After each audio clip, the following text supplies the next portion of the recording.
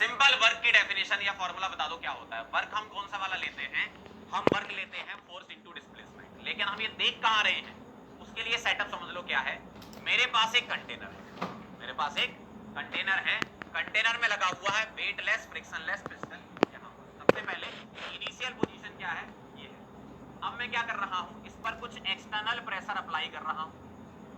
तो मैंने कुछ एक्सटर्नल प्रेशर इस पर अप्लाई कर दिया, किस पर, पिस्टन पर। तो बेटा पिस्टन नीचे आएगा, आएगा ना, पिस्टन नीचे आएगा। और आप कौन सा प्रेशर लगा रहे हो, एक्सटर्नल प्रेशर लगा रहे हो, ठीक है। पिस्टन नीचे आया, मैंने ये मान लिया कि पहले पहले जो वॉल्यूम था वो V2 था, और बाद में वॉल्यूम जो हो गया वो V1 हो गया। किस डिस्प्लेसमेंट पर बोल रहा हूं मैं, L, या फिर इसको X लिख दो, ज्यादा अच्छा लगेगा। मतलब यहां पर क्या हुआ, एरिया ऑफ क्रॉस सेक्शन क्या है आपका, सेम है, तो एरिया सेम है।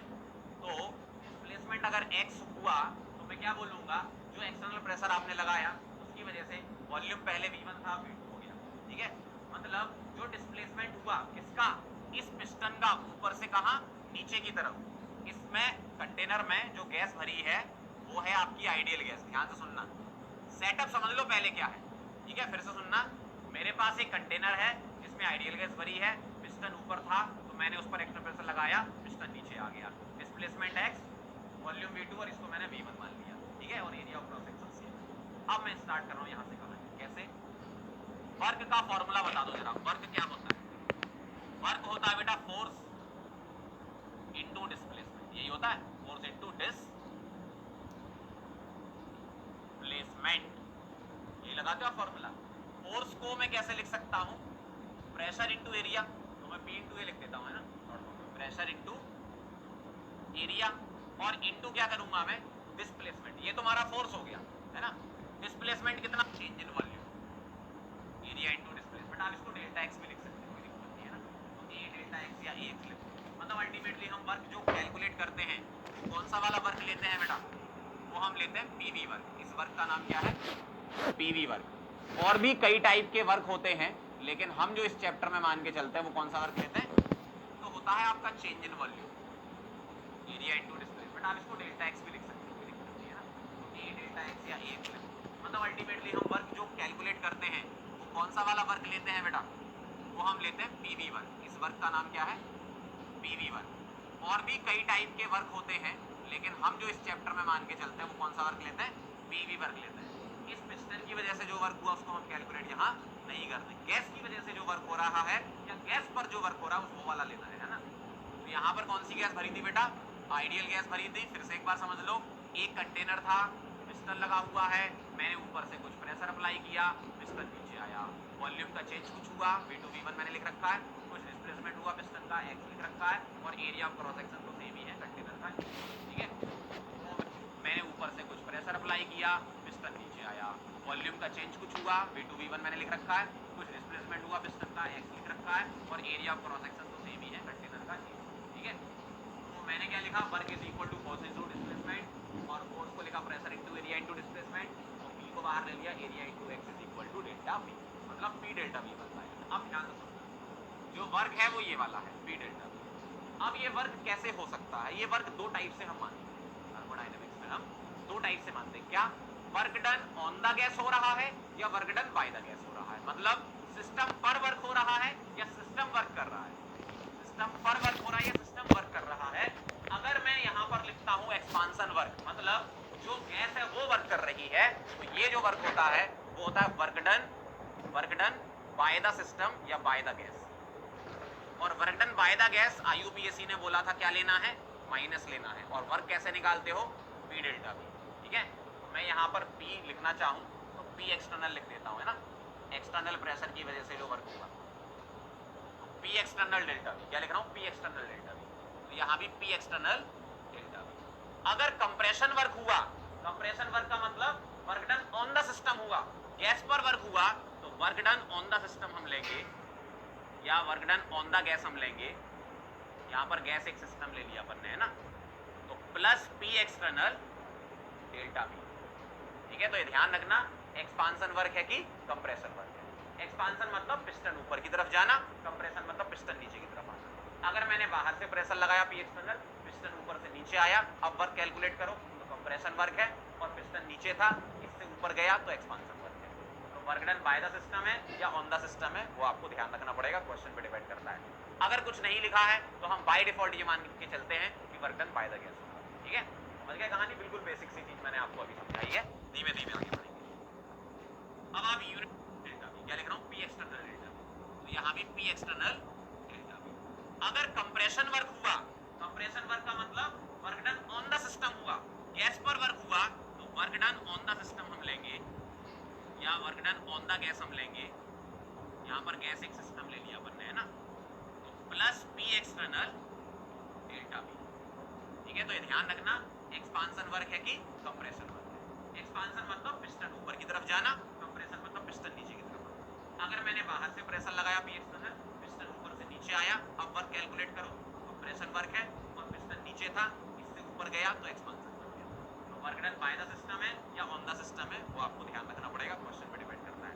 अगर कुछ नहीं लिखा है तो हम बाय डिफॉल्ट ये मान के चलते हैं कि work done by the gas.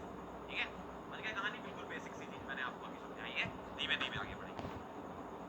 अब आप यूनिट देख लो जरा, वर्क की और हीट की यूनिट हम क्या लेते हैं? एक्सपांशन मतलब पिस्टन ऊपर की तरफ जाना, कंप्रेशन मतलब पिस्टन नीचे की तरफ आना। अगर मैंने बाहर से प्रेशर लगाया पी एक्सटर्नल, पिस्टन ऊपर से नीचे आया, अब वर्क कैलकुलेट करो, कंप्रेशन वर्क है और पिस्टन नीचे था, इससे ऊपर गया तो एक्सपांशन वर्क है। तो work done by the system है या ऑन द सिस्टम है वो आपको ध्यान रखना पड़ेगा, क्वेश्चन पे डिपेंड करता है।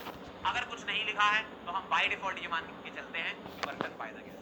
ठीक है, समझ गए कहानी? बिल्कुल बेसिक सी चीज मैंने आपको अभी समझाई है, धीमे धीमे आगे बढ़ेंगे। अब आप यूनिट देख लो जरा, वर्क की और हीट की यूनिट हम क्या लेते हैं? या तो आप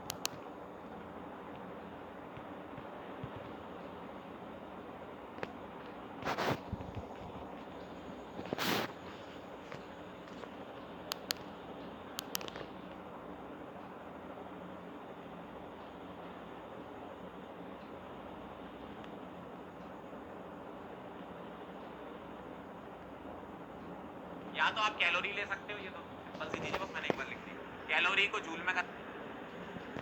अब आप यूनिट देख लो जरा, वर्क की और हीट की यूनिट हम क्या? एक्सपांशन मतलब पिस्टन ऊपर की तरफ जाना, कंप्रेशन मतलब पिस्टन नीचे की तरफ आना। अगर मैंने बाहर से प्रेशर लगाया पी एक्सटर्नल, पिस्टन ऊपर से नीचे आया, अब वर्क कैलकुलेट करो, कंप्रेशन वर्क है और पिस्टन नीचे था, इससे ऊपर गया तो एक्सपांशन वर्क है। तो work done by the system है या ऑन द सिस्टम है वो आपको ध्यान रखना पड़ेगा, क्वेश्चन पे डिपेंड करता है। अगर कुछ नहीं लिखा है तो हम बाय डिफॉल्ट ये मान के चलते हैं कि work done by the gas. ठीक है, समझ गए कहानी? बिल्कुल बेसिक सी चीज मैंने आपको अभी समझाई है, धीमे धीमे आगे बढ़ेंगे। अब आप यूनिट देख लो जरा, वर्क की और हीट की यूनिट हम क्या लेते हैं? या तो आप कैलोरी ले सकते हो, ये तो सिंपल सी चीज है, बस मैंने एक बार लिख दी। कैलोरी को जूल में कन्वर्ट कैसे करते हो? 4.18, न्यूमेरिकल पर्पस के लिए 4.2 भी ले लो तो भी कोई दिक्कत नहीं है। 1 लीटर एटीएम ये भी एक एनर्जी की यूनिट होती है, जिसको 101.3 जूल लिखते हैं या 24.2 कैलोरी या 101.3 टू 10⁷ अर्ग। इसको अप्रोक्सीमेटली इतना, इसको इतना और इसको इतना ले सकते हो फॉर न्यूमेरिकल पर्पस, ताकि जल्दी न्यूमेरिकल सॉल्व हो जाए। अब मैं आपको एक क्वेश्चन करके बता रहा हूँ, ध्यान से देखना, पढ़ दो जरा सवाल। ये देखो इस चैप्टर में, ये चैप्टर बड़ा ही अच्छा चैप्टर है, लेकिन लोगों को बहुत डर लगता है इससे, क्योंकि लोग क्या है रैंडमली इस चैप्टर को कहीं से भी शुरू कर देते हैं। आपको क्या बिल्कुल बेसिक से चलना है, जैसे लेक्चर 1 में अपन ने फर्स्ट लॉ वगैरह समझा था, ये सारी चीजें प्रोसेस वगैरह समझी। सेकंड लेक्चर में हम पूरा फोकस वर्क पर रख रहे हैं, तो ऐसे सीक्वेंस में चलोगे ना तो आपको मजा आएगा पढ़ने में। ध्यान से देखना जरा क्या लिखा है। When 1 mole of gas expands, expands का मतलब क्या है? एक्सपांशन कहाँ होगा बताओ जरा? यहाँ पर एक्सपांड है और यहाँ कंप्रेशन है ना, तो एक्सपांड्स का मतलब work done by the gas होना है। ठीक है, from 1 litre to 5 litre, 1 litre था इनिशियल, एक्सपांशन होगा तो ऑब्वियसली वॉल्यूम बढ़ेगा, तो 1 लीटर से 5 लीटर पहुंच गया। अगेंस्ट कांस्टेंट एटमॉस्फेरिक प्रेशर, मतलब बेटा जो तुम्हारा पी एक्सटर्नल है वो एटमॉस्फेरिक प्रेशर है, और एटमॉस्फेरिक प्रेशर कितना होता है बेटा? 1 atm होता है, समझ गए? और डेल्टा वी बता दो जरा कितना है? चेंज इन वॉल्यूम क्या लिखूंगा? V2 माइनस V1, और V2 कितना है तुम्हारा? 5, और V1 कितना है? 1, मतलब 4 लीटर आ गया। बिल्कुल सिंपल है, 5 माइनस 1 4 होता है। अब मुझे क्या निकालना है? वर्क। लेकिन कौन सा वर्क है ये? एक्सपांड का मतलब है work done by the gas, तो work done by the gas is equal to, minus लगाऊंगा, पी एक्सटर्नल लिखूंगा, डेल्टा वी लिखूंगा, और सामने चमकता हुआ आंसर आएगा -1 इंटू 4, मतलब -4 लीटर एटीएम। मान लो आपसे बोला है कि इसको कन्वर्ट करो जूल में, सिंपल है, 100 से मल्टीप्लाई कर दो। ठीक है, तो लीटर एटीएम से जूल में जाना है तो 100 से मल्टीप्लाई तो -400 जूल। तो work done by the gas कितना होगा? -400। बहुत आसान है, बहुत ही सिंपल है, बस देखते जाओ, सीक्वेंस से पढ़ते जाना और नोट साथ साथ करते जाओ, है ना, तभी आप सीख पाओगे। आगे बढ़े, चलो अब हम जरा ये समझ लेते हैं कि फर्स्ट लॉ ऑफ थर्मोडायनेमिक्स से बोला है कि इसको कन्वर्ट करो जूल में। सिंपल है, 100 से मल्टीप्लाई कर दो, ठीक है। तो लीटर एटीएम से जूल में जाना है तो 100 से मल्टीप्लाई तो -400 जूल। तो work done by the gas कितना होगा? -400।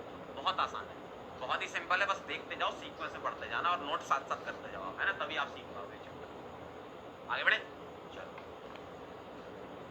अब हम जरा ये समझ लेते हैं कि फर्स्ट लॉ ऑफ थर्मोडायनेमिक्स के अकॉर्डिंग डेल्टा यू, क्यू और डब्ल्यू कैसे कैसे निकालते हैं। तो तीनों क्वांटिटी या तीनों पैरामीटर हम सीख रहे हैं निकालना, तो वही लिख रहा हूं, conclusion from first law of thermodynamics. ये जो हेडिंग लिखी है उसका मतलब क्या है, उसका मतलब आप समझेंगे इस तरीके से। देखो, according to first law delta U क्या होता है? Q plus W. ये आपको अब तक याद हो गई होगी equation, first law of thermodynamics, ठीक है। आइसोथर्मल में क्या होता है? आइसोथर्मल में डेल्टा टी 0 होता है और internal energy change temperature dependent होता है। अगर टेम्परेचर चेंज नहीं हो रहा है तो delta U is equal to 0 होगा। इसका मतलब यहाँ डेल्टा यू 0 होने वाला है। और